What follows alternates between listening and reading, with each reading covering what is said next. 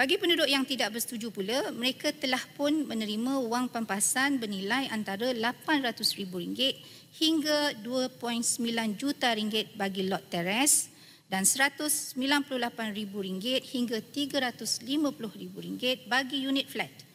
Pampasan ini mengambil kira nilai pasaran yang telah ditentukan oleh Jabatan Penilaian dan Perkhidmatan Harta atau JPPH, kos pindaan sewaan, fee penilaian serta kos kehilangan pendapatan.